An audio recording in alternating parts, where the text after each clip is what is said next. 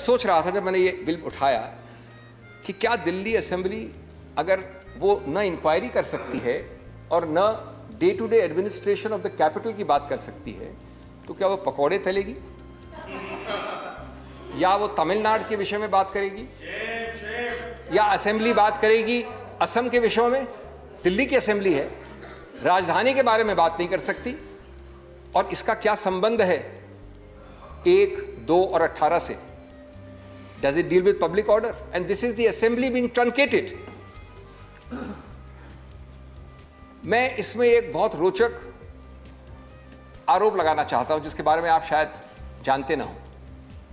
मेरा सौभाग्य था अभी एनसीटी असेंबली के लिए पेश होने के लिए उच्चतम न्यायालय में, जिसकी हियरिंग 3 हफ्ते तक चली और महीने भर पहले अंत हुई। वो फेसबुक केस था, उसमें निर्णय अभी लंबित है, इसलिए मैं मेरिट्स के बारे में कुछ ज़्यादा बात नहीं करूंगा, निर्णय आने वाला है।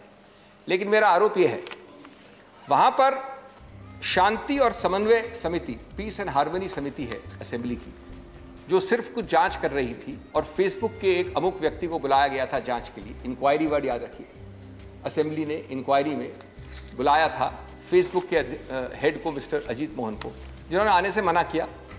उच्चतम न्यायालय गए, वो केस चला, अब निर्णय लंबित है। उनका ये स्टैंड था कि ये असेंबली हमको बुला नहीं सकती क्योंकि इंक्वायरी करने का हक नहीं है इस मामले में, क्योंकि राइट्स ऑफ दिल्ली के विषय में था वो। अब हमारा मानना है कि हमने बहुत अच्छी और बहुत मजबूत दलील और कारण दिए हैं क्यों ये दलील गलत है। लेकिन आज इस कानून को पारित करके या करने के बाद ये प्रयत्न है कि अगर किसी कारण उच्चतम न्यायालय का लंबित निर्णय हमारे पक्ष में भी आता है, यानी असेंबली ऑफ दिल्ली के पक्ष में आता है, जिसके लिए मैं पेश हुआ था, तो वो ही पहले से ही पूर्वानुमान लेके नकार दिया जाए। कितनी घिनौनी, कितनी, मैं तो बल्कि बधाई देता हूं उस तरफ को, कितनी दूरगामी सोच है। खैर, इस दूरगामी सोच में एक निहित और बात है कि आप अपने मन में मान गए हैं कि आप उच्चतम न्यायालय वाले निर्णय को शायद हार रहे हैं, इसलिए पहले से ही कानून पास कर दें। अब आपने इसमें इंक्वायरीज की बात की, जो मैंने अभी पढ़ा प्रोवाइजो कि लेजिस्लेटिव असेंबली कैपिटल में डे टू डे एडमिनिस्ट्रेशन में या इंक्वायरीज के बारे में कुछ नहीं कर सकती। अगर रूल बनाती है तो वो निरस्त है, वॉइड है। अब मैं आपको एक पढ़ता हूं 7th शेड्यूल। ये तो आप सब जानते हैं कि 7th शेड्यूल इस एक्ट, इस बिल के ऊपर होता है, क्योंकि 7th शेड्यूल हमारे संविधान में बैठा है। 7th शेड्यूल में लिस्ट 2 में, ये भी हम जानते हैं कि अधिकार क्षेत्र लिस्ट 2 में सिर्फ प्रदेश का होता है। उसमें एक अनुच्छेद है 3939, powers, privileges and immunities of the legislative assembly and of the members of the committees thereof, and if there is a legislative council of that council and of the members of the committees thereof, enforcement of attendance of persons for giving evidence, enforcement of attendance of persons for giving evidence or producing documents before committees of the legislature। अरे ये तो 39 संविधान कह रहा है, लेकिन आपका bill तो कहता है कि आप इंक्वायरी कर ही नहीं सकते। ये तो एक विशेष क्लास है कानून की कि आपके द्वारा पारित बिल संविधान के ऊपर है, 7th शेड्यूल के ऊपर है, अनुच्छेद 39 के ऊपर है। इसके अलावा ये कई ऐसे प्रावधान असेंबली के, और ऐसे असेंबली के प्रावधान पूरे अखिल भारतीय स्तर पे है, कई असेंबली के, सिर्फ दिल्ली वाले की जितने भी ऐसे प्रावधान उनको निरस्त करता है।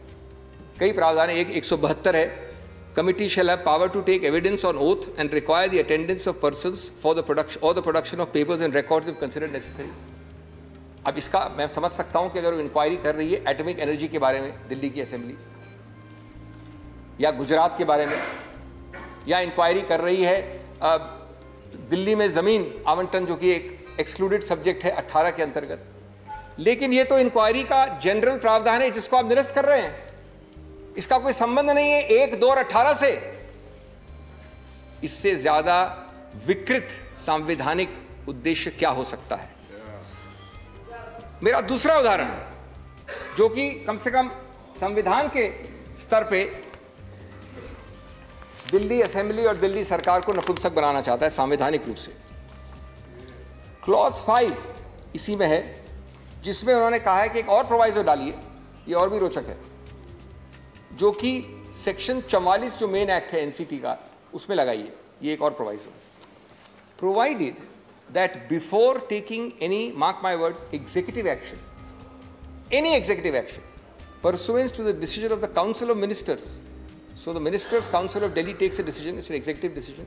But before taking that decision or exercising powers of the government, state government, appropriate government, lieutenant governor, administrator, chief commissioner, as the case may be, the opinion of the lieutenant governor in terms of 239AA4 shall be obtained on such matters as may be specified by the lieutenant governor himself. अब आप जरा इसको, मैं समझता हूं कि ये जो एलिस इन वंडरलैंड में किताब थी कि जो शब्दों का वो मायने होगा, जो हम कहेंगे वो होगा, वो एलिस कहा करती थी। तो आज जो लोग इस प्रस्ताव को लेकर आए, इस बिल को, वो समझते हैं कि जो कुछ वो लिख देंगे वो संवैधानिक हो जाएगा। मैं आज भविष्यवाणी कर रहा हूं कि आप यहां तो नहीं रोक सकते क्योंकि आप बहुमत मानते हैं, लेकिन ये जब भी चुनौती दी जाएगी और बहुत निकट भविष्य में दी जाएगी, तो मेरे हिसाब से, मेरे को जो भी थोड़ा बहुत ज्ञान है कानून का, लेश मात्र संदेह नहीं है कि इसको निरस्त किया जाएगा संवैधानिक कसौटी। एग्जीक्यूटिव एक्शन, इससे बड़ा शब्द नहीं हो सकता।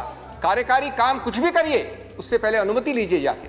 तो सरकार क्या है? आप, मैंने कहा संवैधानिक रूप से आप नपुंसक हैं, फिर सरकार क्या हुई? ये वो सरकार है, क्योंकि आजकल का जो बज़वर्ड जिसको कहते हैं वो आत्मनिर्भर, तो ये एलजी निर्भर सरकार है, आत्मनिर्भर सरकार नहीं है। चुनावित तो वो होते हैं और निर्भरता होती है एलजी पे।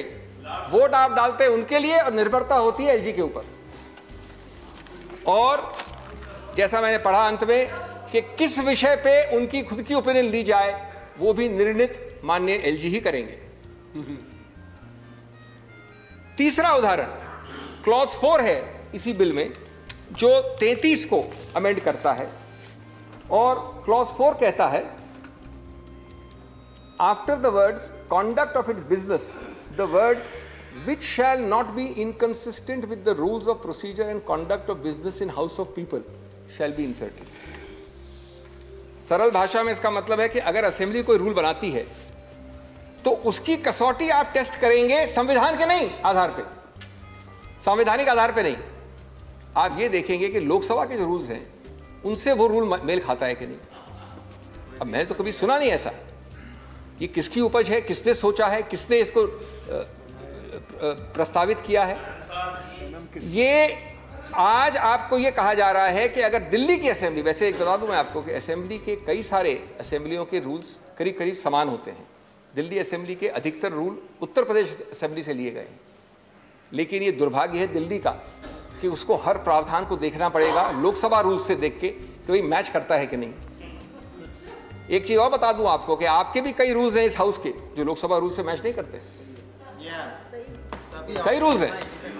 लेकिन मैं ये समझ नहीं पाया कि कौन सा कानून का नियम है कि किसी असेंबली जिसका न संबंध है पब्लिक ऑर्डर नंबर 1 से, न पुलिस नंबर 2 से, न जमीन नंबर 18 से, उसको आप ये आदेश, और वो भी संवैधानिक संशोधन से नहीं, एक कानून द्वारा दे सकते हैं कि अपने हर रूल को पुनर्विचार करो और वो रूल जो लोकसभा से मेल नहीं खाता है वो निरस्त होगा। हमने संवैधानिक कसौटी सुनी है, लेकिन लोकसभा के रूल्स की कसौटी मैंने नहीं सुनी कभी। और एक चौथा और अंतिम उदाहरण और भी हो सकते हैं, लेकिन समय कम है इसलिए एक इन्होंने 24 जो प्रावधान है उसमें जोड़ा है कि कुछ चीजों में सरकार एक्ट नहीं कर सकती, वो पहले से था, उसकी कोई आपत्ति नहीं, जैसे सैलरीज और अलाउंसेस ऑफ एमएलएस, भाषा बदलने के विषय में या मंत्रियों के विषय में कुछ प्रावधान थे, ये पुराने एक्ट में भी एक्सक्लूडेड थे, आज से पहले भी। अब उन्होंने एक और जोड़ा है, वो जोड़ा है after clause see the following clause shall be inserted in namely incidentally covers any of the matters which falls outside the purviews of the powers conferred on the legislative assembly, और इसका निर्णय करेंगे माननीय एलजी। तो ये incidental encroachment वाला जो होता है, जो कहते हैं हाथी के पांव में सबका आ जाता है, तो जब आपने इतना विशाल पावर दिया है कि हर केस में आप कह सकते हैं कि भाई ये पब्लिक ऑर्डर का विषय तो नहीं है, ये पुलिस का भी विषय शायद नहीं है, जमीन का भी नहीं है, हाँ, लेकिन इंसिडेंटली टच करता है। मैं आपको भी एक संघीय ढांचे के ऊपर एक इंसिडेंटल का बड़ा रोचक उदाहरण दूंगा, पश्चिम बंगाल से आता है, जहां आजकल काफ़ी फेडरलिज्म का हनन हो रहा है। तो ये 4 उदाहरण हैं जो आपको सीधा बताते हैं। और सबसे बड़ा उदाहरण 5वां जो कह दिया गया है, 233 का जो छठा सब प्रावधान है, 233AA6, वो बड़ा स्पष्ट कहता है, the council of ministers shall be collectively responsible to the legislative assembly. ये संविधान है, आज ये एक्ट कहता है, आपको ये बिल कहता है कि everybody shall be responsible only to the LG, and the LG shall be responsible to nobody except Mr. Modi. Except Mr. Modi. There is an article which says that you are responsible, as in every system, the Council of Ministers reportable to the Assembly. But here the Council of Ministers has to be called in the name by changing this to the LG. It's directly contrary to that para I read of the Supreme Court and this provision. Friends, I want to just take a few minutes more on a larger issue.